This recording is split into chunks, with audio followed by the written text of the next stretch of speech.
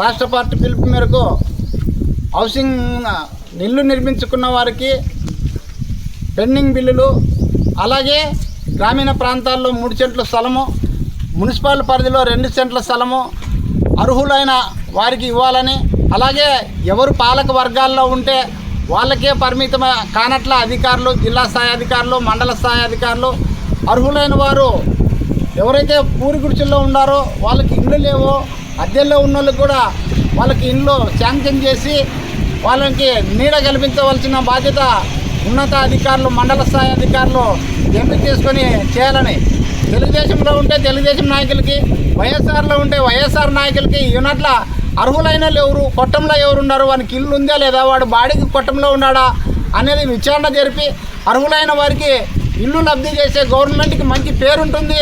భవిష్యత్తులో మళ్ళీ గవర్నమెంట్కి మళ్ళీ రాబోయే మంచి ఓటు శాతం కూడా పెరుగుతుందని సిపిఐ పార్టీగా మా అభిప్రాయం వ్యక్తం చేస్తున్నాము. ఈరోజు గ్రామీణ ప్రాంతాల్లో ఎవరైనా కానీ ఎక్కువ శాతం వలసలు వెళ్ళి కనీసం బొక్కలు పడిన కొట్టాల్లో ఉన్నారు. అలాంటి వారికి సర్వే చేసి వాళ్ళకి లబ్ధిదారులకి ఇల్లు మంజూరు చేసి వాళ్ళకి 5 లక్షల రూపాయలు కూడా 5 లక్షలు కూడా చాలు. యాక్చువల్ అంటే మినిమం ఇల్లు పూర్తి కావాలి లోపల 15 లక్షలు అవుతుంది. కాకపోతే గవర్నమెంట్ జగన్మోహన్ రెడ్డి అంత అప్పుల పాలు చేయడని జగన్మోహన్ రెడ్డి మీద పాలక వర్గము, కూటమి ప్రభుత్వము ఆయన మీద అప్పులు ఎక్కువ తెచ్చినాడు, దాన్ని కట్టుకోలేకపోతున్నామని చంద్రబాబు గారు మరి ఓ పక్క బాధపడుతున్నారు. ఎందుకు బాధపడినావు? నువ్వు ఎలక్షన్లోనే ఏమి వాగ్దానం చేసినావు? ఆ వాగ్దానాలనే మేము కమ్యూనిస్ట్ పార్టీగా అడుగుతున్నాం. కావున ప్రతి నిరుపేదకి 5 లక్షలు ఇచ్చి, అలాగే గ్రామీణ ప్రాంతాల్లో ఇల్లు పూర్తి అయినాక వాళ్ళకి డబ్బు అకౌంట్లో జమ చేసి తాళాలు ఇవ్వాలా.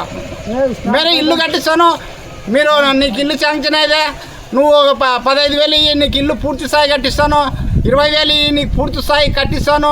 గ్రామీణ ప్రాంతాల్లో కొంతమంది కాంట్రాక్టర్లు లబ్ధిదారుల నుండి డబ్బులు కూడా డిమాండ్ చేస్తున్నాడు. మరి ఇది డబ్బులు డిమాండ్ చేయడం ఎంతవరకు సమంజితమని ఈ సందర్భంగా సిపిఐ పార్టీగా క్వశ్చన్ వేస్తున్నాం. ఇది కరెక్ట్ కాదు.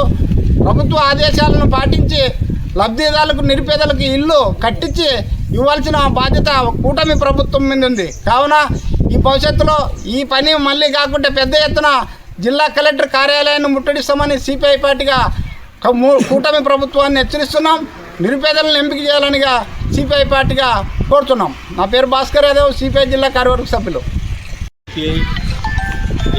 ఏఎస్ఎఫ్ మరి ఆధ్వర్యంలో ఈరోజు ఈ కార్యక్రమం చేపట్టడం జరిగింది. ముఖ్య ఉద్దేశం అంటే పేదవాళ్ళకి ఇంటి స్థలాలు, మరి స్థలం ఉన్న వాళ్ళకి మరి 5 లక్షల రూపాయలు ఇవ్వాలని తరపున మరి ఈ జనవరి 25 నుంచి ఫిబ్రవరి 10 వరకు ఈ ప్రోగ్రాం మన పార్టీ పిలుపు ఇవ్వడం జరిగింది. ముఖ్య ఉద్దేశం అంటే మన చంద్రబాబు నాయుడు, మరి అదే పవన్ కళ్యాణ్, మరి బీజేపీ వాళ్ళు మరి ఎన్నికల ముందు మరి ప్రతి ఒక్కరికి 5 లక్షల రూపాయలు స్థలం ఉన్న వాళ్ళకి ఇస్తామన్నారు. మరి ఎవరైతే స్థలాలు లేకున్న వాళ్ళకైతే వాళ్ళకు మరి ఖచ్చితంగా వాళ్ళకి 3 సెంట్లు, మరి టౌన్లోనే వచ్చేసి 2 సెంట్లు ఇస్తామని జరిగింది.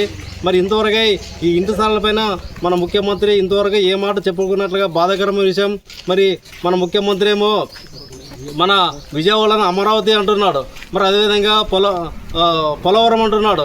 మరి ఆ రెండే ఆయనకు ముఖ్యమో, కానీ అది కూడా చెయ్యి సంతోషమే. కమ్యూనిస్ట్ పార్టీ దాన్ని కూడా సపోర్ట్ చేస్తుంది. కానీ పేదవాళ్ళు దృష్టిలో పెట్టుకొని ఖచ్చితంగా ఇంటి స్థలాలు ఇవ్వాలని తరపున మనం సిపిఐ పార్టీగా డిమాండ్ చేస్తున్నాం. ఈ సమావేశానికి ముఖ్య అతిథులు పాల్గొంటున్న సిపిఐ జిల్లా కార్య సభ్యులు మన భాస్కర్ అన్న గారు, మరి అదేవిధంగా ఏవైఎఫ్ తాలూకా కార్యదర్శి రాజు, మరి అదేవిధంగా ఏఎస్ఎఫ్ జిల్లా ఉపాధ్యక్షులు మరి వీరేష్, మరి అదేవిధంగా ప్రజాసంఘ బాధ్యులు, మరి డిహెచ్పిఎస్ మండల నాయకులు ఒంగూరు సమ్మన్న గారికి అందరికీ అభినందన చేస్తూ సెలవు తీసుకుంటున్నాం.